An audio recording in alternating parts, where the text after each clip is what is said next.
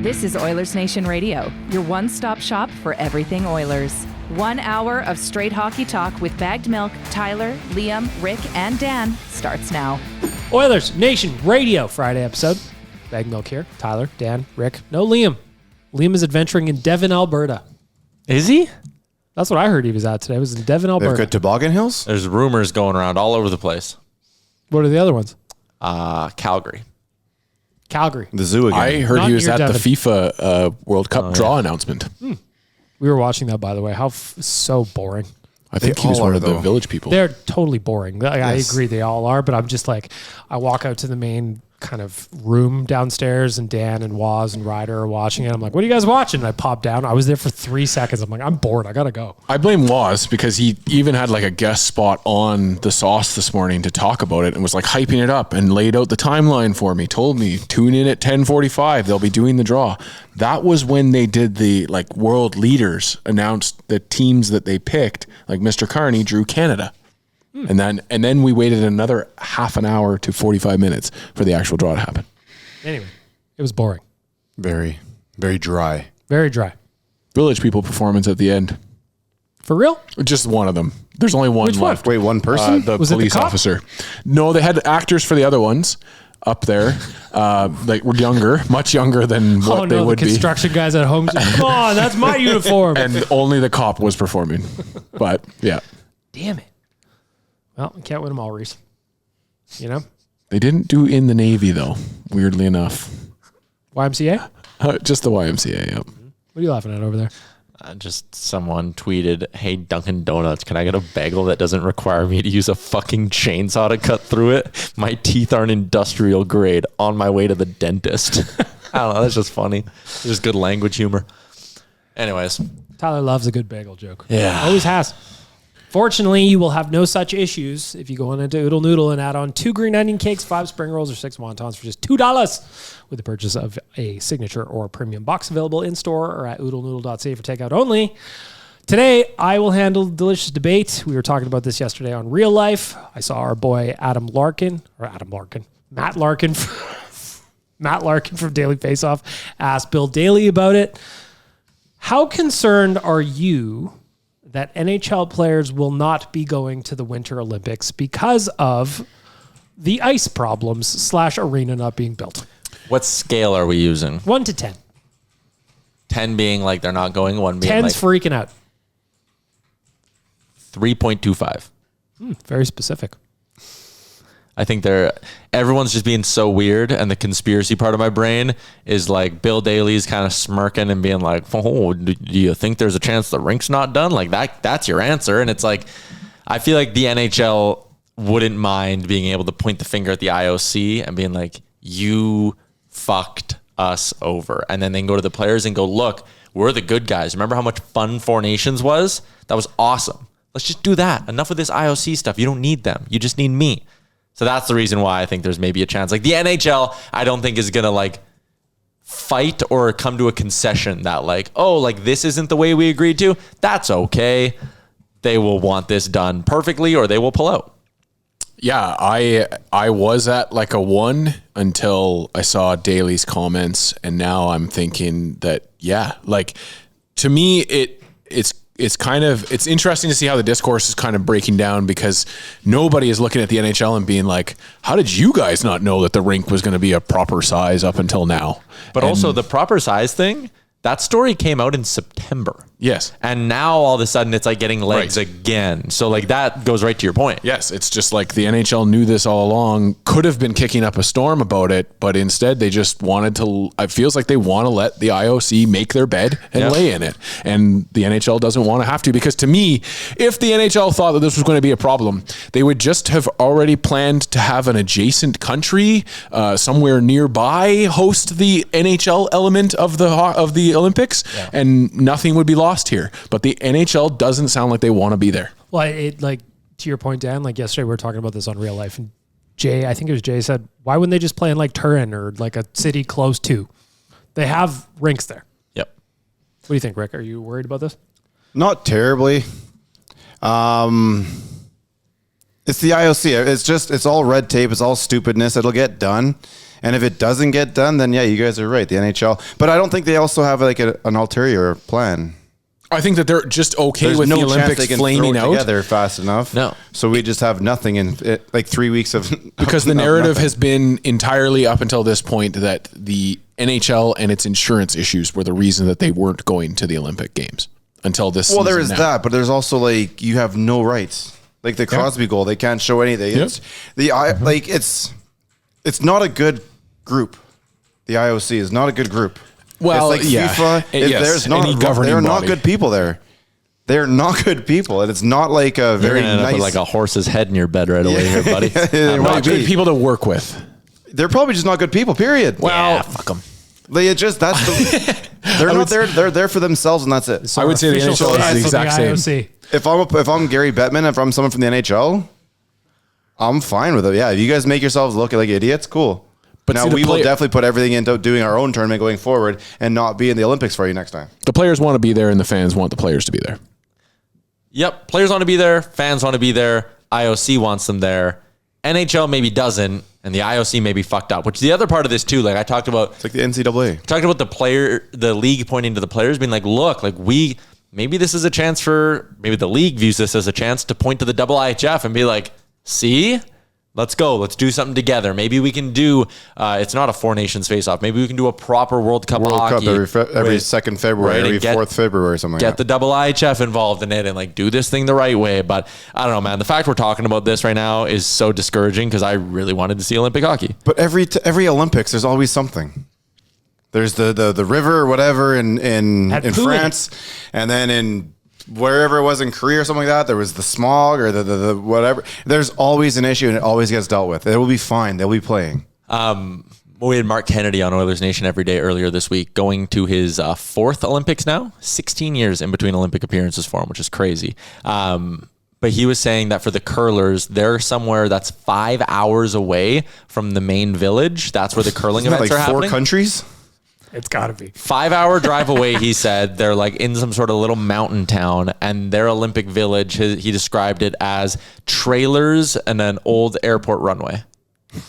And Cool. It's like the "That's elementary I went to." And like, I'm sure they will do a good job of it, but even him just saying that and the fact that, the curlers are 5 hours away with like the mogul skiers.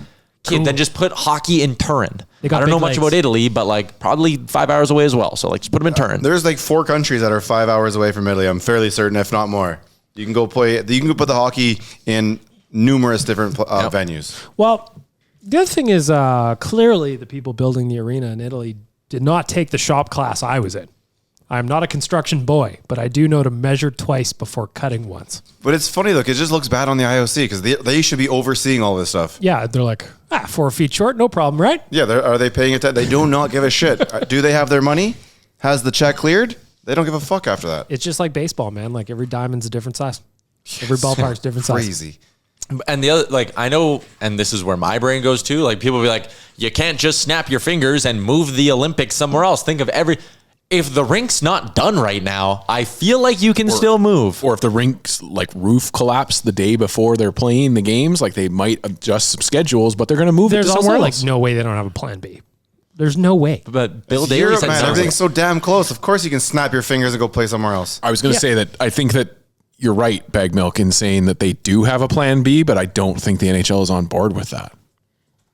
They might not even know what it is. Well, IOC's not going to tell them obviously anything. Bill Daly They is don't make mistakes, remember? Bill Daly's making it sound like they're not ready to play along. Well, he's just posturing in the media too. So I just Googled real quick now. This is just the first answer from Google. Take it as you will. I just said, what are the closest hockey countries to Italy that could house a tournament? And it says the closest major hockey countries to Italy geographically are Austria, Switzerland, Slovenia, France. Austria being a very strong contender due so to all the of them. Alps Hockey League, which is shared with teams in Italy. So all of them. Yeah.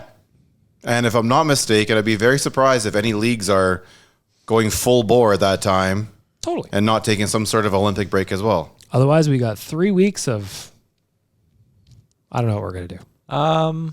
Maybe Poker on television again. It's going to be the worst. NHL 26 simulation. we can just Yeah, talk, Dan's going to run the simulator again. we can just talk about other Olympic sports. Ooh, like dressage is a summer one. I love that one. Love Short dancing track horses. speed skating. I love speed skating. I love the one where you're skiing and you got the gun. Biathlon. The biathlon, ridiculous We're event. never good at that. No. It's always the Scandinavians that win the biathlon. I don't know what they're training over there, but it's impressive. They're just shooting things while they're out and about on a joyful cross-country ski. There's never been a thing that was called a joyful cross-country skiing. Oh, I used to have fun. I love because it was phys ed and you got out of class. Yeah. Yeah. You don't do that on your own time. You're like sitting on the couch, like I got nothing to do. You know what? I'm gonna strap the old skis on and go for across the ground. No, downhill, of course. That's how Liam got to Devon. Maybe. Still on his I way. think it can be relaxing, therapeutic. It's the nice sound. Do you remember it from fucking phys ed? I went cross-country skiing not that long ago, actually. Did you? We did it as a Christmas activity with my in-laws. I loved it. God, if my in-laws would do Christmas activities that are not involved me with a beer in my hand, no thank you.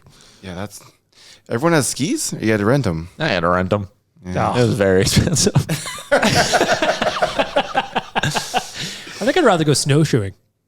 That's just walking. Yeah, that's a little more. That's fucking walking. That's worse. It is, but it's a little more like. You're walking with frying pans on your feet. Yeah, there's a little more to it. There can be a little more fun to it, I think. No, cross-country skiing, you can hit maybe a little decline, Woo! But then when you have to go up, it's not so fun. You got to do you got a pizza when you're supposed to French fry. Yeah. Yeah, it's not fun. Whatever. Hey, if I got snowshoes, I'm going everywhere. Try and stop me. Can't. Anyway, there's a delicious debate. Nobody seems concerned about the Olympics too much, considering the jokes. What was your number again? 3? 3.25. What was your number, Dan? I'm at like a 5.5. Really? You're that much higher? Yes. 3.20. Just from the statement from the NHL alone. Rick is concerned. He just refuses to be the least optimistic one on the pod, so he goes just below me at 3.20. Yep. 3.210. Yeah, I'm don't right want to be between quite on Rick Rick and- level. Right between Rick and Tom. Does your mic work over there? Yeah. How much are you concerned? Like a 3.19. See, and then he takes He's your closer to you. Yeah. He's going Oh, 1.9? That's close. That's below Well, you. it's going away from me towards you. Yep. Well, we'll figure it out. We'll see what's going on. But in the meantime, I want to tell you about the nation vacation to Las Vegas. I saw Rick, you just got your ticket. Yeah, man. Looking forward to it from March 27th or 24th to 27th, I should say. We are taking over the fortress and bringing a full nation energy to Las Vegas. Here's everything you need to know. You got your round trip WestJet flights from Edmonton to Vegas, including one checked bag. Round trip transportation to and fro Circa on Fremont Street, which electric hotel. Fantastic. Fremont Street, by the way, is where you should stay in Vegas. Circa just makes it that much easier. You also get access to Circa Stadium Swim. We will be doing some March Madness betting. We were there about the same time last year. Yeah, we were there for my birthday, which is right after this trip. Well, it was. Yeah, that's what it was for last year. Celebrating 41 down in Vegas. Let's go. Betting on basketball, I don't care about. Oh, I love betting on March Madness, though. Yeah, betting points per quarter is electric. Yes, the fucking best. So good. When does it start? I think it's like right. Because if we have an extra week, we might be there for games 1 and 2. Yeah. Days 1 and 2, which are. I will your head say spins. the hierarchy, like the ranking of betting on a game that you don't care about. So like by sport, hockey legitimately might be pretty low, like betting on a game you don't actually care about. Basketball football's 1. Football 1, basketball 2, baseball 3, hockey 4. That's the rankings of betting on sports you don't care about. Bet on the favorite when they're losing at halftime. Bet on them to come back. So the tournament looks like selection starts Sunday, March 15th. When we are there, we will be into the Sweet 16. I dig it. So anyway, nationgear.ca. We also have non-flight packages. If you got a bunch of points on your credit card and you just want to make your way down there and join us anyway, we have options for you. Go check it out, nationgear.ca. This will sell out. Merry Christmas, everybody. Go get your trip. All right, continuing on. I want to ask everybody a question about last night's 9-4 win and how bad you just thought, man, we needed that one.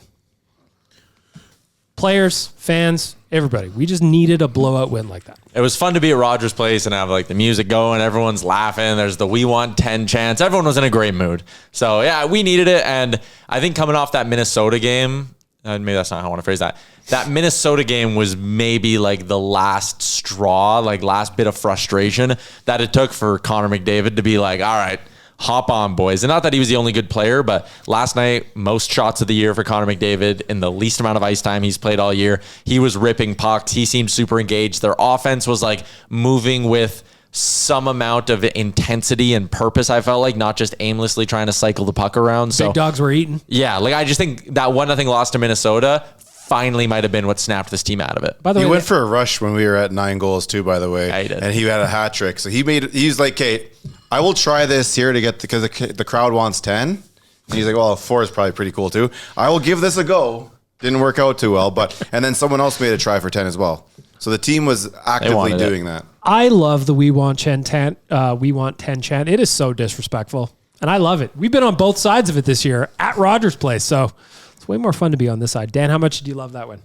I still want to temper my expectations a little bit. I wasn't as upset at the Minnesota Wild game because I enjoyed the effort, and I also recognize that this is the Seattle Kraken still, and it's a little bit of the Ottawa Senators and Oilers from a few years ago, where it's just like we just have their number, and man, those goalies just are fighting it. Some of those goals were, yes, great goals, but it looked like the goalies were just lost in the sauce, and we've had that feeling before on this season a few times. So I'm excited about it. I hope that the players can build off of it, but I'm still a little bit tempered in my expectations and excitement from it. Things started to turn like 8 or 9 games ago. And they start to find their way. They don't get the results yet, but you see them. You're much happier with the way the game is being played. A little piss and vinegar. Maybe not the result exactly, but the structure on the ice has been getting better. And this happens every fucking year. I don't know why everyone gets so bent out of shape about it. They will find their game. Then they won't quite get the results. And then eventually they break out offensively, and then it's all wheels forward. So that's where we are right now. It meant almost nothing because, let's face it, they almost coughed it up in the first period. It was 3-0, 3-2, and almost 3-3. Almost 3-3. Yeah. So, yeah, let's not forget that too much, but we have another game on Saturday. Let's keep moving. Shout out to Ty Emberson for stopping that one from going. Yeah. Listen, I wasn't worried about it. Reese had me worried about it. It's his fault, not mine. Way to go, Reese. Thanks, Reese. One thing I want to talk about from last night, because I heard you talking about it on Oilersnation every day, Tyler, and then Dan was mentioning it before we jumped into the recording, the Jersey matchup last night. I wanted to just put forks in my eyeballs. You don't like the Oilers ones? I love the Oilers ones. Okay. I just think it needs to be in a matchup where another team isn't doing, like if the Oilers are doing the faux back look, right? They're trying to make it look like it's from way back when, it's cream, it's got all those elements.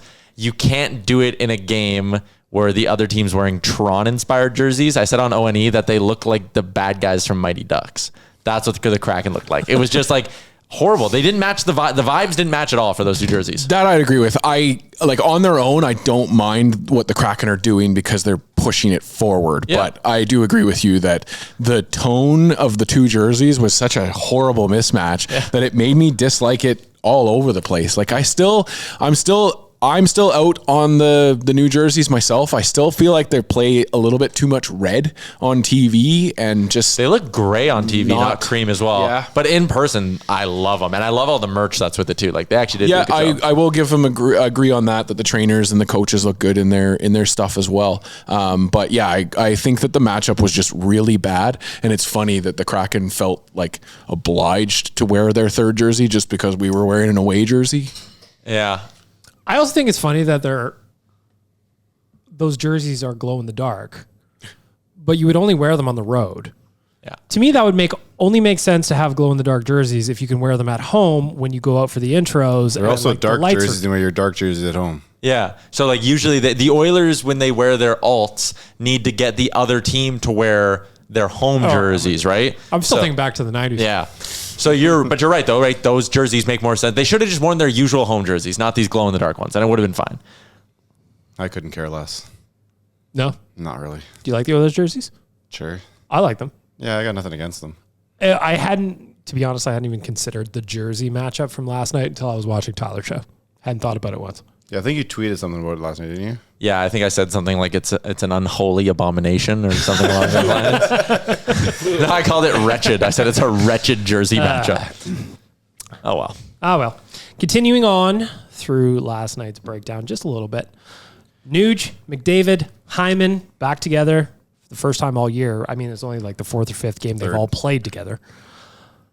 That line just rips. It's so good.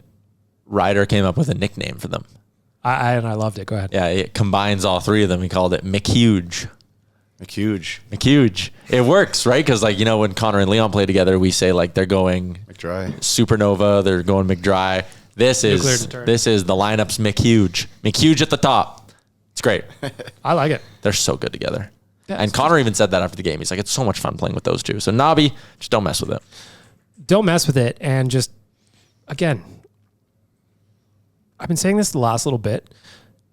And Hyman's Hyman, and he's always given 1,000% effort, no question. But Connor and Nuge have this weird thing going on right now. They did go dry though for a minute. That's why they back off that line. But that's when it's good, right? When you just do the little Draisaitl curveball, then right back to the fastball.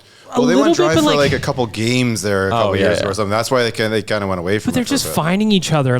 It's almost Sedin-like, those two right now, when they're at their best. Mm-hmm. Sedin, they got a little dose of it. So I like it. Yep. Also want to give some love to, the big dogs ate last night. Mm-hmm. Combined, they had 12 points. McDavid, Draisaitl, Nuge, Hyman. That's pretty good. Love to see that. But I want to talk about Matt Savoie. Mm-hmm. Our boy, Matt Savoie. He had 2 goals. He also could have had a hat trick last night. I saw on Twitter today, I didn't get a chance to look it up, but on his second breakaway, it sounds like Stuart Skinner says, hey, go blocker side. Really? Mm-hmm. Skinner yells it from the bench? No, there was a TV timeout or whatever. He had his first breakaway and didn't score. And then first breakaway tried to go 5-hole, and then he did pump fake the 5-hole and Decord bit pretty hard. I guess I had a TV timeout, or he says, if you have another chance, go blocker. So a little pre-scouting from Stu. That's cool. Did we get a goalie ranking last night from Liam? I would imagine. Does Pickard get a thumbs up?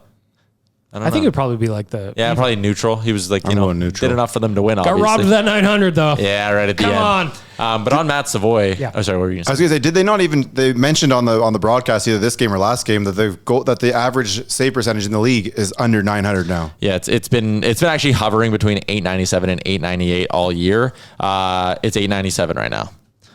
So back to Matt Savoie. I think it's just cool.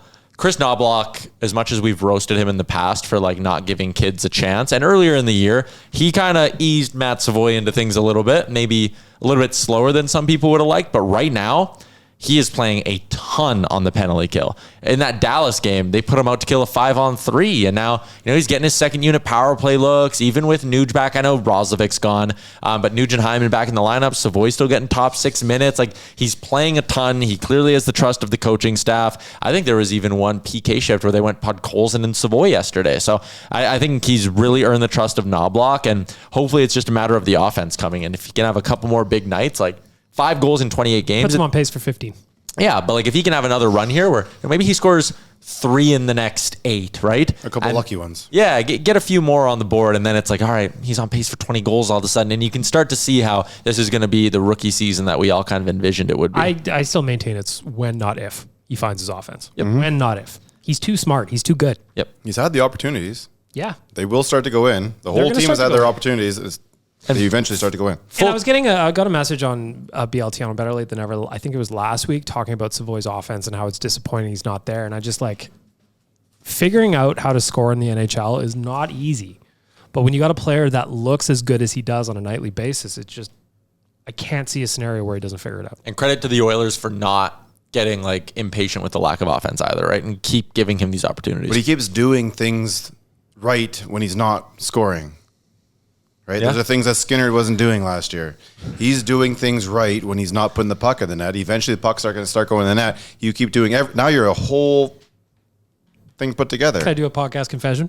Please. Podcast confessions. I was a little nervous last night when he was flying the zone on the PK as early as he was. He got 2 breakaways. Yeah. So I'm just kind of you know what? I'll shut my mouth. You know what? It's a set play, though. You win the face-off, and then that forward gets out behind the defenseman. You bang it off the glass or something like that.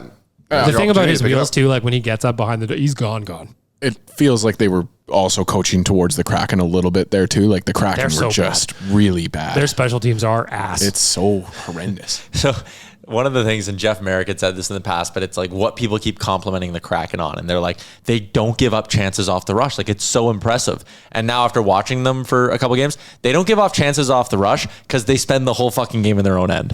Like, yeah, no shit, they're not giving up breakaways. They are hemmed in the entire fucking game. They're the most fraudulent above 500 team I think I've ever watched. They're I believe you also tweeted that. Huh? Didn't you also tweet that? Yeah, I think so. Another guy I want to talk about who is also on pace for 15 goals. Vasily Podkolzin. Thank you. Pulls out his best Leon Draisaitl scoring from the goal. I had That to was watch incredible. the replay. I was like, wait a minute. Bro, he had 2 of them. Yeah, you could have had a second goal the exact And the same second one, we had way more of the net to shoot at. So I wrote about this at Oilersnation.com in my kind of little post thing. He's going to be a 20 goal scorer. It's maybe not this year. He's on pace for 15. But the goals he's scoring this year, to me, are more goal scorer goals than he had last year. Like, I even think about the one in Florida where he zipped it past Bobrovsky's ear. He wouldn't have shot that last year. Last night, from the goal line, he wouldn't have shot that last year. It's like Leon told him to go, hey, go sit in my office for a couple minutes. I'll be I right just there. think he's got a little Bang, bit there of you like... go. Bang, there you go. a little bit of confidence. He's feeling his game a little bit. And then eventually, like we've heard countless times, first at the rink, last to leave, first at the rink, last to leave. That is going to pay off eventually. And I'm super bullish on where he's going to be at in the next handful of years. He's also so young. Yeah. And that's what I mean. Maybe he's not 20 goals this year, but it's coming. He's 24 years old. Like, I get because he was in Vancouver for a few years and now this is his second stop. But like, man, I think this guy, he's going to be an NHLer for a long time. And I think you're right, BM. He's banging 20 a few years here. And the best thing about it is he'll be a cheap top 6 forward. Yeah. All of a sudden that $3 million extension, it's going to be a bargain. Mm-hmm. I'm so bullish on Podkolzin. I love him. We're starting to develop, like, I hate to say it, but 3 offensive lines when you get Roslovic back. Well, that's kind of the debate. I had Caprice St. Pierre on the show today, and I was like, what do you do when Roslovic's back? He worked so well with Leon, right? Mm-hmm. So then do you move Savoie down? But then it's like, I don't know if he deserves a demotion. You don't want to fuck with the top line. Roslovic and Draisaitl was so good, but can Roslovic and Mangiapane and Henrique be like a third line that actually does something for you? Maybe. Because you can also, I know you don't want to do it, but you can also consider moving Podkolzin down a bit too. Yeah, you could do that. You can move Pods down. If he's getting that confidence in scoring, you drop him down, his caliber of competition drops as well. Yeah. It opens up opportunities for him. And that goes back to the versatility the Oilers have in their lineup. Like, could they flip-flop Mangiapane to the other side, Roslovic, and guys play center, wing, like the whole thing. There's so many options for Knoblauch. I was happy to see at least Mangiapane get an assist last night because, man, that guy, the luck he had on that non-goal that he thought was a goal, I don't know if I've seen one hit the junction of the post, hit the ice, other post and out before. I was eerily reminiscent of Waz's soccer almost non-goal. Yeah. It was actually exactly reminiscent of that. That's post, yeah. Post-ground post. Off the ground, yeah. It definitely didn't sound like it went in. No. Like the sound of it on television was like, I don't think it was a goal. And they're celebrating. I'm like, glad I'm wrong. Guy in front of me at the game turned around to me immediately and was like, that didn't go in. And I was like, fuck you, that went in. That didn't go in. What about the the only offside? person that didn't know was, I'll get to that in 1 second. Yes. The only person who didn't know it went in was Adam Henrique. Yeah. Well, He's even the the only one. defenseman that was right there, he pointed over to somebody, like, keep playing. Like, Yeah, everybody just stopped. then I think the official, like, doubled down on it. There was 2 Oilers that kept playing, and then the The officials defenseman that was right there was pointing at, like, keep going. To your point, though, that offside one, I guess that would have been Connor's goal, first goal. That was so tight. I was stunned they didn't go for it. I'm surprised they 2 didn't call it frames. off the. I'm surprised they didn't call it on the play. Yeah, well, because the assistant coach went over and told the head coach to, I think, tell him to challenge it, and then he called the timeout, and I thought for sure that they were just going to look at Well, it. they watched it, but they knew they were already down. Were we down a goal? Were we up a goal? Yeah. We were up a goal. No, that was No, that was that the would first either goal. counted or they were worried about that goal counting and then going down a man. I saw 2 frames. That was going to be whatever on the ice was called because either way you were not going to be able to overturn it. That was one of those, like, you're right, though. Like, as you watched the play, it was like, oh, I think that might have been offside. Nuge acted like it was. Yeah, and then... because he has this weird little reaction to, like, he went to go past it and like, oh, no whistle? Oh, and they kept the play going. So then you're kind of sitting there being like, do I want them to score? Or are you like, just clear it out so we don't have to deal with a review? But after that other goal that didn't go in, I was like, we're definitely scoring here. And they're definitely going to challenge, and it's definitely coming back. Yeah. I thought, like, I'm with Dan where I thought once they took the timeout, I'm like, oh, he's challenging this for sure. And then when you see the replay, I think I even tweeted, I think that might be offside. Yeah, I think it'd be too hard to turn it one way or the other. They had to stick with the call on the ice. I mean, we'll never know. And I'll give them credit for not taking that chance too, right? Because at the end of the day, it comes down to a gamble. Yep. You either save yourself the goal, or the goal counts, and you're shorthanded, knowing damn And then well you're probably that, down 2. and just knowing damn well that you just gave up a bunch to us the other game. Because like the Oilers last night on the power play, And then we scored like a minute later. the one I think it was Leon's power play goal. Like they got that done in seconds. It was 7 seconds. That was a ridiculous stat that they put out later in the game where the last 2 games, the Oilers' power play was 5 for 5. The penalty kill was 7 for 7. They had 4, or I think their shooting percentage was at like in the 700s. Like, yeah, it's, I don't know, insane. That matchup. But yeah, we scored 17 seconds after that. So the Oilers scored 4 power play goals last night. I'm just looking at the natural stat trick number. So that means if they killed off 1, that would mean a full 2 minutes, or was that the end of a 5-on-3 that they didn't was the only one they killed? I think that is right. It was a full 5-on-3 because the David line didn't come on the out 5-on-3. Yeah, The but I'm last saying one. the only time Seattle got credited with a kill was at the end of that 5-on-3, right? Yes. Savoie scored, they made it 5-on-4 and whatever. So how much time would have been left in that? Like a minute 5? The point I'm making here is that means the Oilers scored their 4 power play goals in roughly 2.5 minutes time on ice. Cool. That's crazy. I actually want to find the official math on that, but like that's wild. I like that. I also like Matthias Janmark scored. Oh, I thought you were going to say Donaires. Oh, I mean, I love those too, but we'll get to that in a second. You want my insult stat? Well, I did watch you with tears in your eyes. It's the first time in 118 regular season games that Matthias Janmark used his stick to score on a goalie. His only other goals are an empty netter and one that went in off his arm. They all count, baby. Slumps over. How Ryder did you said, make yourself cry? I just splashed water in my face. Oh, Looked realistic though. I thought it looked good. I Yep. thought you were pulling some, Yep. a couple of nostril hairs maybe or something. I debated it. Further south. Some hairs. Yeah. Anyway, shout out to Matthias Janmark. By the way, I was watching Tyler's show and they're doing the breakdown, like the score breakdown from last night. I don't know what Seattle was doing on that play in the first place. They are junk. Just kind of watching. Away she goes. Credit to the offensive team. On some bad news. Actually, you know what? More good news. Do you guys think Stuart Skinner is starting to round into the form where he looks like the guy who's a top 10 goalie in the NHL for stretches? The reason I ask. Three of the last 4 games, he has a save percentage above .921. He has a .921, a .958, and then the shutout. What's the common denominator? The team is playing better in front of them. Oh yeah, so you're not going to give the goalie credit. I will, but I can't give him too much because I don't take too much away from him. What I've always said, in order for this team to increase their goaltending, especially this year, because in the off season is when you do it. So you do everything you can to get through this season without doing it. Yeah. You need to play better in front of him. You play better in front of him, your goaltenders will take care of themselves. I love discourse online, and so I check in often when Oiler fans are freaking out about like shows and the general vibes that people get.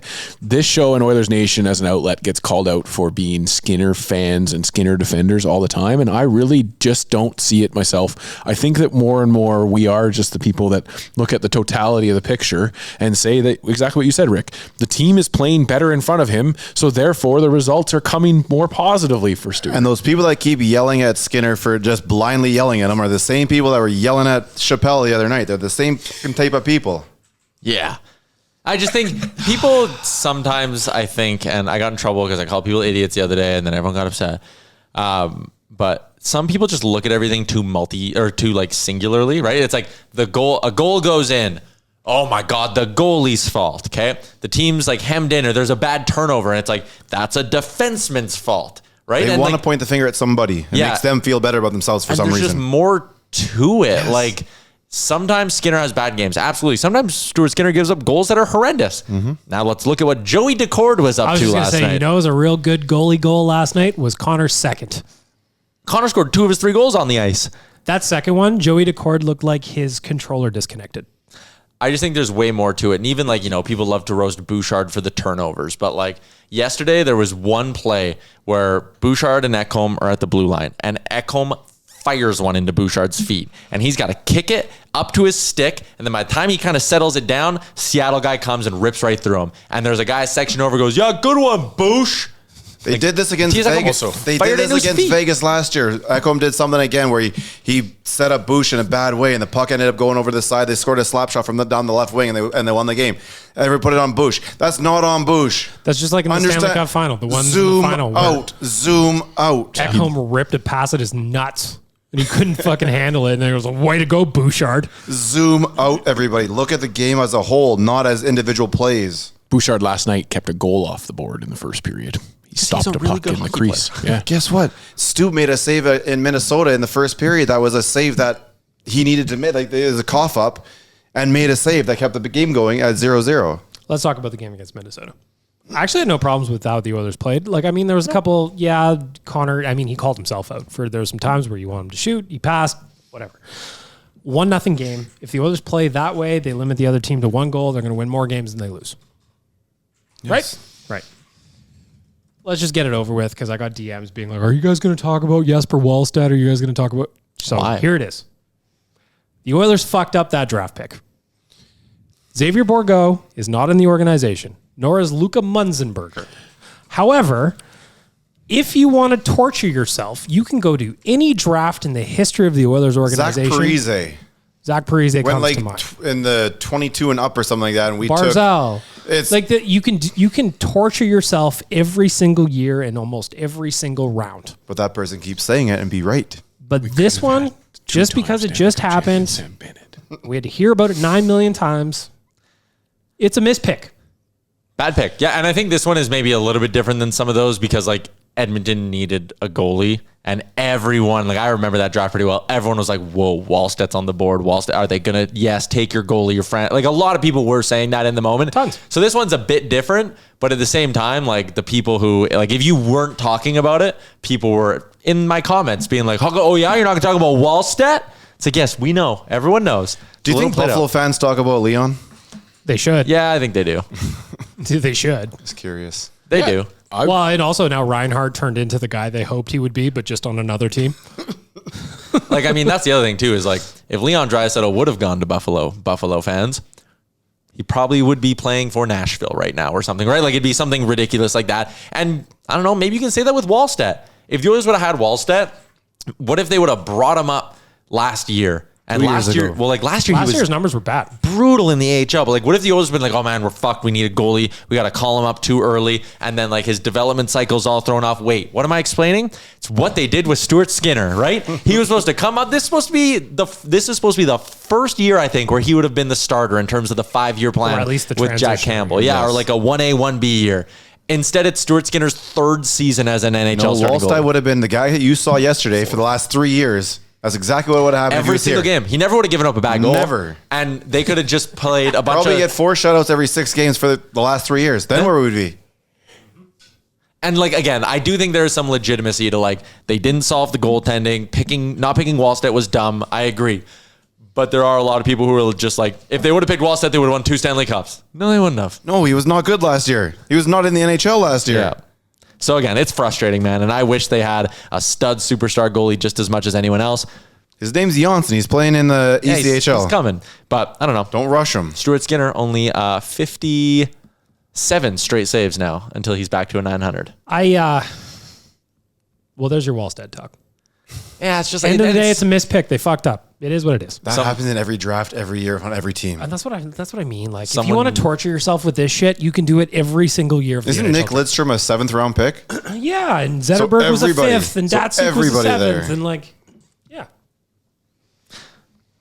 Speaking of late round picks, just before we move on to the betting segment, Connor Clattenburg took that stick near the eye last night. Post-game, Chris Knobloch cleared up that he had to get some stitches above the eye, but he's doing well. Did not hit the eye. All I knew is when his legs were kicking like that, I'm like, oh boy, that's bad. That is bad. There's always a little bit of fear in there too, because you don't know what the hell. You're like, oh shit.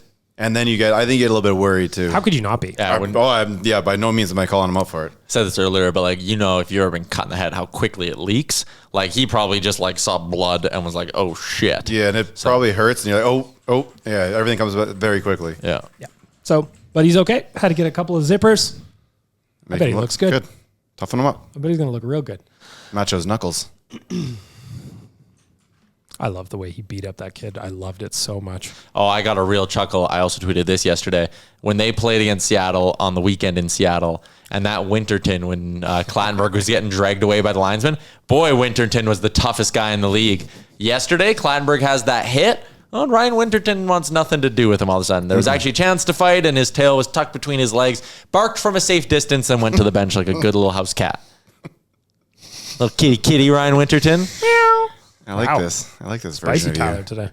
Did he break into the bottles of rye in the fridge? I'm hammered. He's got that empty Coke bottle in there. Yeah. Just straight whiskey. No, I'm drinking straight Western Family brand root beer. No free plugs. Western Family, please sponsor me. Just one final thing. Shout out to Adam Henry. 2 points last night. I think he's been playing well. I think he's had a fine year. Me too. Bad news, though. Jack Roslovic, Kasperi Kapanen, out till after Christmas. Womp womp. Oh, I damn. kind of knew that. That means at least 21 more days. Yeah. Well, they said there might be a game before Christmas, but Yeah, Gregor let's said be they might play a realistic. game Let's before think Christmas. shortly after the New Year, is my guess. It's just, again, Ross- I don't believe anything this Rostovic will team be back says. next week. Was that the first Molson Cup 3-star non-Leon or Connor win in forever? Probably. It feels that way. Yeah. And it was, of Well, course, he's not Hyman in- might have one in there somewhere. Yeah, I'm in probably. Oh, has one maybe. in there. Yeah, you're right. But I mean, shout you out could probably name 4 players, and outside those 4, it's probably, yeah. Shout out to Jack Roslovic. Molson Cup winner. Finally. Had to have his No cast. had to pre-record the clip. No cast, no like- bandage, no nothing. I saw that too. I was studying. Yeah, I don't really understand. What happened here? X-rays negative, no broken bones. We're still at 3 more weeks. What's going on? No cast, no nothing. This is a bunch of tomfoolery. Reese, I'm going to need you to investigate this, okay? Thank you. There is somewhere where you can see like the month. I think you might have to go into Ford Hall and like look at the actual Molson Cup. All right, there goes Dan. He's off to Forward Hall. He will be back. before Someone the call end of the Walls, show. get him over there. All right. It's not like he's doing anything anyways. No.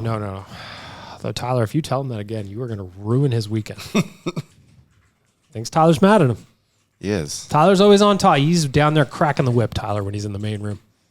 Got to reach out to Waz and see what he did to piss Tyler off. Bought 50-50s for the first time ever last night. Ever? I've never bought 50-50 at an Oilers game. After the Big Cat thing, I thought you'd be all over it. That's kind of why I'm inspired. But what are you doing, though? Are you doing 20 bones? All the way to the top. You got 100 bones? The guy sold me on it so hard. You got 3 different $25 gift cards just for buying $100 in 50-50. Also, the pricing ranges for 50-50 at Oilers games, 10 for 10. You're like, all right, buck a ticket. 97 tickets for $29. Who came up with that math? It just immediately shoots up to like 9x your value. $100 gets you 550 tickets. Who's assigning these value How systems? much paper did you have in your pocket last night when you left? I got them on me. He's got a CVS receipt going in Yeah, for at the least. 50-50. Tyler's grabbing his 50-50 I was tickets. going to say, after the 97 for 20, I don't know, you want to keep going up. It's taller than Amber. It should be like 1,000 for 100. Look how big this is. It's like 6 feet of 50-50s. See, I wish they did this, but then they didn't send out like the automatic. Like I want you to have to go through that Yeah, and check I want them you to, all. I like want the you to old be days. eyeballing him. Well, Yeah. I was supposed to get my gift card sent to me by email. I think the guy punched in my email wrong, so I might need to like be dialed into whenever this thing comes. What are the gift cards for? $25 to the restaurant at the casino, but the Century, the one in St. Albert. And Amber and I are going there tonight for my buddy's birthday. So I was like, Amber, boom, right off the jump, $25. That's a round of drinks at the casino. This is paying for itself already. Not yet, it's not. Couple other ones can't say, not a partner. Always a shout out to the casino, though. And Western Family, apparently. Yeah, I'm good at those two brands. I feel like the other two might be litigious. Yeah, the other two are like direct competitors. So. Oh, Edmonton Sports Talk. I'm joking. 780. Yep. Tyler got a gift certificate to Got Your Back. It's back in my wallet. You going on the cruise with Bob? Wow. That was a weird one. Yeah, Tyler No Wings for who does those vacations? I want to say Sunwing, but it's not New Sunwing. West. New West, Travis. New New West, West, yeah. Of course. All right, boys. Let's talk a little betting. Whatever your bet is, it's never ordinary at Bet365. Download the app, get in on the game. Use code NATION at Bet365. Must be 19 years old or older. Please play responsibly. Looking at some futures here. If you still believe in the Edmonton Oilers and their ability to win the Stanley Cup in the year of our Lord 2026, the futures are looking up. Right now, the Oilers have dropped to 6th in Stanley Cup odds. That is down one spot from when we did this a week ago. They are still at plus 1,000 though, Rick. I know you're interested in that. Jump on it. Avs plus 375. They lead the way. Hurricanes 750. Lightning 850. Panthers and Golden Knights both at 900. And the Oilers are plus 1,000. I like how the Panthers are ahead of us, yet they're behind us in points. Yeah. The Panthers are having a horrendous year. Eastern Conference being an easier path in theory. They're kind of hooped, though. The only team who has a worse points percentage than them in the conference is Buffalo. Florida is 7 points out of a playoff spot with 6 teams they'd need to jump to get there. The 111 fans that go to the games, though, they don't seem to care. Yeah, they got 2 Stanley Cups. What can I say? That's fair. Fuck. Looking at, we've checked in on this one before the season started. Oilers to record 100 plus points. What do you think that line is, Tyler? I'm going to say it's plus 125 now. Dan, we're playing guess that line. Oilers to record 100 plus points. I'm going to say it's plus 200. Plus 150. Plus 135. Tyler's good at this game. To record 90 plus points, it is minus 450. We don't touch those. No. No. Especially not for a feature. Last night, the Vancouver Canucks took over dead last in the NHL. They're in last place. Who'd they take it from? Calgary. So last night, the Canucks took over dead last in the NHL, but their odds of finishing dead last are plus 800. Teams with better odds of finishing dead last are the Sharks at plus 375. The Flames are still plus 450. The Preds are also plus 450. And the Blackhawks are plus 750. On the other side, the Kraken are plus 1,400. Now, I ask you, gentlemen, which of those bottom feeders do you actually think finishes dead last? I say the Kraken. I want to give a shout out to both Calgary and Vancouver for making me look like an idiot in my preseason predictions, thinking that they were going to be pushing for a playoff pick point or position. But I think I had Calgary second last. I will agree, though. I think Seattle drops. I think Calgary finishes in last. I think they're riding Dustin Wolf way too hard. And Devin Cooley's won them a couple games. I don't think that's going to continue, so I'll say Calgary. I am not saying Calgary because I want them and Vancouver to both play themselves right into the middle. That's kind of what I'm hoping for. So I will go. I also think I like Seattle. They are so bad. So bad. And I was looking it up last night as I was doing my post-game article for Oilers Nation. A lot of their wins early in the season came because their 5-on-5 save percentage was 930 plus. They were not scoring goals, not giving up anything off the rush. Goalies were just bailing them out. So I like the Kraken pick. We've got early lines for tomorrow's game against the Jets. Now, these are probably going to change by the time you put your bets in tomorrow. But currently, how does everybody feel the Oilers minus 200 favorites on the money line? Winnipeg is in a spiral. No Connor Hellebuck. And tonight they are playing against Buffalo. So it's a doubleheader where they got to travel for Winnipeg. So they are in a tough ride. And they're starting Eric Comrie tonight, which means tomorrow it is going to, in all likelihood, be Thomas Milic, who has played, let me check, for 2 career NHL games. Well, the last time we played a goalie with 4 or less games, we made him look amazing. That's actually a trap. Yeah. Brilliant chess move by the Jets to play play the rookie against us. What do you think about this then, Tyler? Over-under is set at 6.5 currently as we're doing this today with minus 110 on either side. Sometimes teams on the second of back-to-backs play a very guarded style of hockey, though. I don't like either side of it because I could see the Oilers offense getting to a rookie goalie. I could also see him playing well and the Oilers have to win 3-1. So I just wouldn't touch it. There you go. So there's the early lines ahead of tomorrow's game against the Jets. Whatever your bets, never ordinary at Bet365. Download the app and get on the game. Use the code NATION at Bet365. Must be 19 years old or older. Gentlemen, put your thinking caps on. It's time for Ask the Idiots for our friends at Swiss Donaire. Rick wanted me to talk about Donairs, and here I am. It's the perfect day for it. It is snowing like crazy. Well, it's stopped now. If you want to sit in your house and get yourself a delicious Donair on a Friday night, our friends at Swiss Donaire are here for you. Ask the Idiots is presented by Swiss Donaire. Swiss Donaire is home of the old school Donaire with options if you want some flair. Open for 25 years and now 7 days a week. The pride of the North Side. Swiss Donaire is great for your events at home or the office. Check out their location at 8308 144th Ave Northwest. Or if you want to chill in your house, you can order online at swissdonaire.com. 4 questions this week, gentlemen. I'm going to start off with this one. It comes in from Chris. We have got somebody that may have fallen down the stairs outside I think the studio. it's an intruder. It might be an intruder. It might be an intruder. Reese, protect us. First question, Rick, I'll start with you. Okay. If you're picking out one singular problem that Trent Frederick can fix immediately in his game, what would be that one thing he could fix? Just start playing with aggression. Put the skill away and just start playing with aggression. That was going to be my answer too. Like, I think that's probably the easy one. you can hit, you can cause chaos, you can do the stinky gloves, Yeah. you can talk shit. That Lot of doesn't options. mean you're scoring all the time, but you're still being effective. Yep. Dan, what do you got? This city rewards hardworking individuals, and I think if he just goes out and shows the city that he's trying to get himself into the fight, I think he'll be fine. So reckless aggression, I guess. What do you got? Every time you get the puck, throw it towards the net so it counts as a shot attempt. Get your Corsi up, and a segment of the fan base will think you're a god. Mindlessly get your Corsi up is my advice to Trent Frederick. Fully Harvey Just throw as soon as it touches your stick. Yeah, put it on net. Fucking This throw was it towards the net. like me betting on Darnell Nurse's shot line because it would just be a floater. I'm like, hey, they all count for me, baby. Let's go.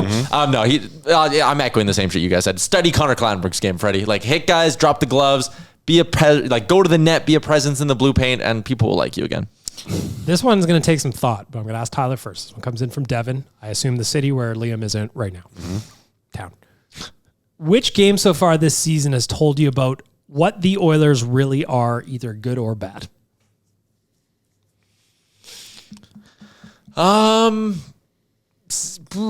Weirdly enough, maybe it's the Washington game. They went up against the best goalie in the NHL, Logan Thompson. My friend Logan Thompson. Thank you. A team in Washington that was playing very good hockey and putting together some great underlying numbers. And the Oilers were the better team. They dominated play. They got to one of the best goalies in the NHL for 4 goals, but they just didn't get the goaltending. If Stu Skinner makes a couple of saves there and gives them an average level, they beat one of the best teams in the NHL. So the lesson being the Oilers at their best or close to their best are good enough to beat any team in the league if they get average goaltending. Dan, what you got? I thought the game, I think probably the game against Dallas where they lost in the shootout, where that one to me is just kind of like a competitive matchup. They didn't, there was nothing in that game that you could point at as the reason that they lost. It just wasn't good enough yet. And I think that they're still coming together and fashioning together a good Stanley Cup championship or attacking team, caliber team, and just kind of rounding into form. So I look at that November 4th, I think it was, early in November. Yeah, they lost to Dallas in a shootout, but like that one. Rick, which game tells you what the Oilers really are? I don't know if it's a specific game, but I do think it was the Washington, Florida, Tampa Bay stretch when you started to see everything on the ice except for the results start to come together. That's kind of what I expected to see. They're starting to find some traction out there as a team. And that's kind of when I was like, hey, you know what? This is coming along. We've seen this before. The offense is right behind it. It'll be fine. I am going to go with the Florida game on the 22nd. Obviously, there's a history there, but parking that for a second. That game got a little spicy, and everybody was in the pile for each other. And when they play for each other, they play physically. They're a really hard team to beat, and I thought they did a good job on that one. And I would also, if I'm picking a secondary one, I would do the second game against Seattle on Saturday where they won 4-0. Strong defensive play, strong on special teams, handled the team that they should beat 9 times out of 10 quite easily. So there's question number 2. Dan, I'm starting with you for question number 3. Again, now we're getting to business here, fellas. Dan, which Oilers Nation staffer would be the first to die in a zombie apocalypse and why? Was for sure. He's just going to walk up to the zombies and try to interview them and they bite his neck. Yep. All right. Yeah, I think, I'm going to go with Waz too, because I think everybody else has a bit of a fight or flight. And I think Waz might be caught in the middle. Too hesitant, Yeah. Not swinging, not running. No. Reese, you're one of the most junior employees we got. Who's dying first in a zombie apocalypse? My vote would probably be Peyton. Oh, that's a good one. I don't know if this he's got a vote. ton of survival He's skills. also so long and tall that like there's just so much surface area for them to bite him. You know what? I'd change my answer. I'd like Peyton. You could bite that ankle. He's not even going to know. Because it is still in the other room and he is ahead of you. I like that answer. That's a good one. Final question. Another very important one. I'm going to start with Reese. I'm putting Reese on the spot here today. The Oilers must pick one mythical creature to play in their top 6. What creature are they signing and why? An ogre. Like something like Shrek where he can just bomb down the ice, be physical, be a net front presence. That's what they need. And get out of his swamp. Tyler, what mythical creature should the Oilers bring into the top 6? He's studying. He's looking at Pokemon. He's looking at Pokemon. Maybe something like a centaur, park himself in front of the net, create some havoc. I was also going to pick a centaur, get it through 4 legs instead of 2. Come on. There. Imagine like the... But he has no stick. Yeah, but he can like... But he's no, got that- centaurs have arms, bro. Yeah, they arms got and arms. legs. So 4 legs and 2 arms? That's Yeah. right. So trying to remember the imagine guy a from centaur. Hercules. You're on the penalty kill. Puck goes low to high. Your centaur penalty killer slides out, horse body sliding through the slot. Block shot machine. Yeah, get it through there. You can't. I'm also horse going is centaur. that? Whose horse is that? I'm also going centaur. There's nothing about a centaur that doesn't work for this exercise. Now, listen, the equipment costs go up a little bit. 4 pairs of skates. Like, we're going to have some custom pants going on. But, oh, Tyler, how do you think the pants would work? Would it go like a 4-leg pant over all 4 legs? Or is it just the 2 back Or is it ones? just the caboose that gets the pants? No, you need 4 leg pants. You got to cover a schmeckle. Yeah, you can't. You got to cover the schmeckle. Can't have penis hanging out while he's blocking shots on the This is a PK. family show. Dan, which mythical creature are you Bob signing for said the he'd top do it 6? to win the Stanley Cup, though. He's actually had his own commercial already, and it's going to go to Duncan the Walrus from the Geico commercials back in 2019. He's already shown his skills in the net. I think he would be a great backup to Stuart Skinner. Just spell him if he's having a tough night, and then all of a sudden the goalies can't, or the other team can't score. So Duncan the Walrus. Also, then you get 2 goalies with a great mustache. As long as the PK is on its game, the Tasmanian Devil. He's going to get in there. He's going to create some havoc, cause some shit. He's probably going to take a couple penalties. That's fine, though. Wow. That's what we want. Start the first shift of the game. Right after a goal, he's out there again. You just reminded me, I was in Australia one time and I went to a zoo with my dad. Me and my dad were at the zoo in Sydney. Great zoo. You got Liam's ears perked. Yeah, he's just like, somebody's talking about a zoo somewhere. And we see the Tasmanian Devil display. My dad goes, these fucking things don't spin at all. It's like, nope, that is true. They do not spin like that. That's bullshit, then. It is bullshit. Probably fake. I'm glad Netflix bought him. That's what they look like? Yeah. He's a little guy. But they're feisty. Yeah. They're kind of like a badger. They're They're not shaped like a triangle? Weird. No spinning either, Tyler. Not one. Bullshit. Not a little tornado spin anywhere. So anyway, there you go. There's your questions for Ask the Idiots. If you want to ask the boys something ridiculous, feel free to slide on into my DMs, okay? All right. Let's wrap up the podcast with hot and cold performers, and I'm going to tell you about the Jasper Pond Hockey Tournament. This is one of the greatest weekends of the year. 3rd weekend in January. What are you doing over there? You're distracting me. I knew the speakers would be ready. Oh, he's getting the speakers ready for hot and cold performers. All right. From January 23rd to the 25th, we are taking over the Jasper Park Lodge. I'm going to be playing some shinny, a little bit of ODR time on beautiful Lake Mildred. It's one of the best tournaments you could ever play in. It is the most Canadian thing you could ever do. We're going to have a great weekend in Jasper. And you know what? Why not extend your trip a day? Hit up Marmot. Little Jasper in January. Why not? Go sign up a team. It will sell out. And I got this question a couple of times, Tyler. If you are worried about your team not being good enough to compete in the tournament, there are different levels. So if you see guys walking around in full equipment, you go, uh-oh, I'm going to get roasted. Chances are you're not playing them. Yep. You'll be all right. Go sign up a team. All right. As we do, we always start off with our veggies. I'm going to start with Rick, your cold performer of the week. The weather. I did come back from plus 30-ish, so maybe that adds into a bit of it. Doesn't help. But the older I get, man, the more I dislike this. I'm upset. He is upset. Also, the driving during this weather. That's hand in hand. The driving plus the construction plus the weather. Stay home.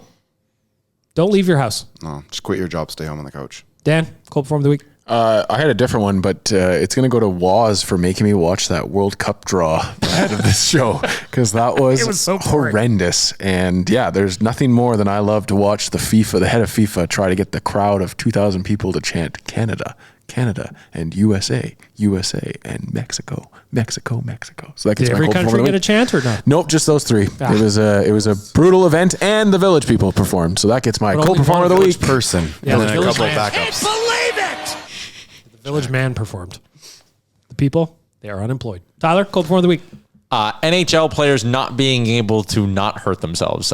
First, we had Jack Hughes cutting himself at a team dinner, and then it was Eetu Luostarinen burnt himself in a barbecuing accident and was week to week. And now Alexei Torpchenko of the St. Louis Blues is week to week after sustaining burns to his leg in a home accident. Why can't these guys I'm just... guessing the cooking one. I think that was over Thanksgiving. I'm guessing that was a deep fried turkey. Maybe. That's my guess. Maybe. Have you not seen the videos? I have. Anyways, Fire department does it every year. NHL players and basic life skills, cold performer of the week. Boy, that escalated quickly. Somebody tweeted out like a bunch of guys who've hurt themselves over the years, and like Brian Leach like got out of a cab and like tore his hamstring or something. That was actually really bad. The one that I always think about is Ethan Morrow playing basketball. Threw his shoulder out. Well, the best one's Dustin Penner and his pancakes. Hey, man, it hurts. Threw out his back. They were dense pancakes. It must have been. Not a lot of syrup on those babies. Cold performer of the week for me, I've been talking about it all week since Wednesday. The fucking morons at Rogers Place that ruined the Dave Chappelle event. For me, that was a bucket list comedian I wanted to see. I was so excited about it. I was talking about it on shows for weeks leading up to the event. I was even excited to see what was going on with locking the phones. I'd never done that before. I was curious about the whole thing. Openers were great. Everybody was having a good time. The first 30 minutes of Chappelle's set was electric, hilarious. And then for some reason, it started with one asshole where Dave Chappelle's talking about this story where he had a falcon on his shoulder. And as he's talking about it, which was contextually relevant to where he was going, some guy puts his fucking hand up and starts yelling out, "We're not here to listen to your animal stories." I don't understand if people just didn't watch his stand-up before and they don't know that his jokes are not just jokes. He's not going to go up there and do knock-knock jokes for you for 60 minutes. He tells these long stories that end in a punchline and they're always good. So for you to go, "I'm not here for your fucking bird stories," in the middle of his story, pissed me off.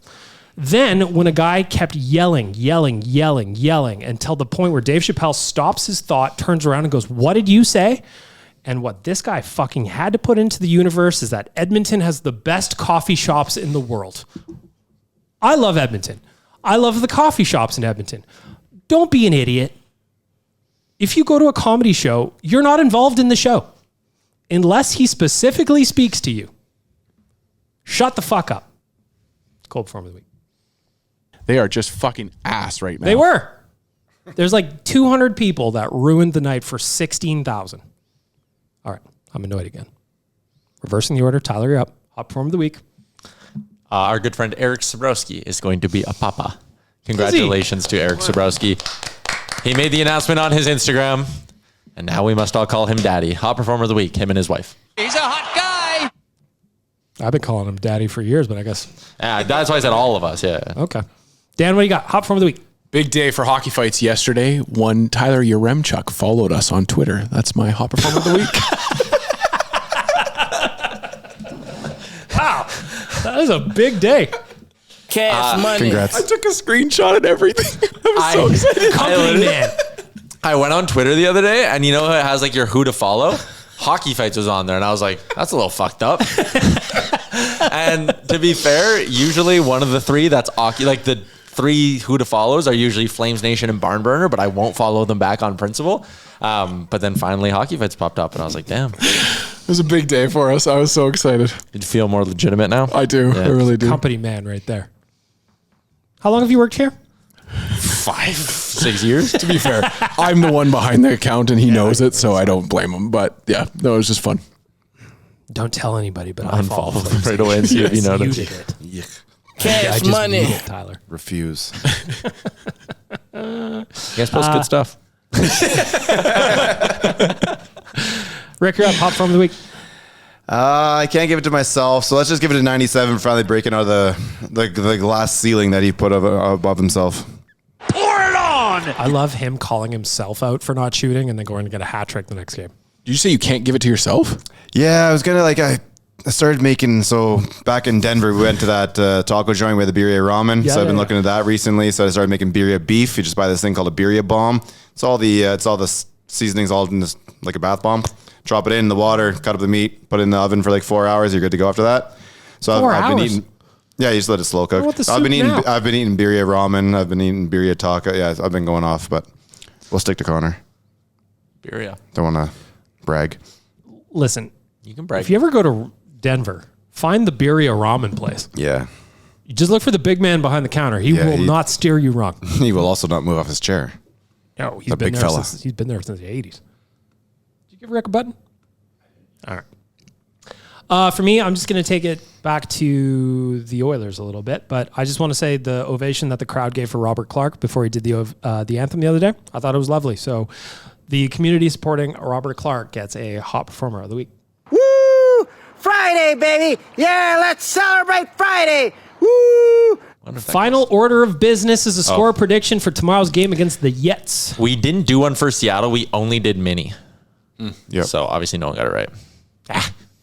All right. No one was going to Tyler's guess ready with his 9-4. No. So we have to do Safe guess. We're doing Winnipeg and that's it. Because we'll be back on Tuesday. Yep. I will say the Oilers win 6-3 win. Dan, what do you got? Oh, I didn't realize that we were getting the backup goalie, so I'm going to do a little bit of breathing into my microphone. Sorry for that. And I'm going to say a 2-1 Oilers victory. Whoa. Rick, what do you got? 5-2 Edmonton. Reese, score prediction tomorrow against the Jets. 6-3 Oilers win. I'm shooting for 2 points. I got to get in the lead here. I'm going 4-2 Oilers empty net. All right. I tried 5-3 last week and it didn't work. 4-2 back. There you go. And as we do, we're going to wrap up the Friday episode with some words of hope. Reese, what do you got for us this week? 9 goals in one game. Oilers are back. Thanks, That's all you need. Have a great weekend, everybody. What's up, Nation citizens? If you like that video, then you need to be subscribed to the Oilers Nation YouTube. Podcasts, live shows, exclusive interviews, and analysis. Everything you need from your favorite voices at Oilers Nation. And you don't want to miss any of it, so hammer that subscribe button.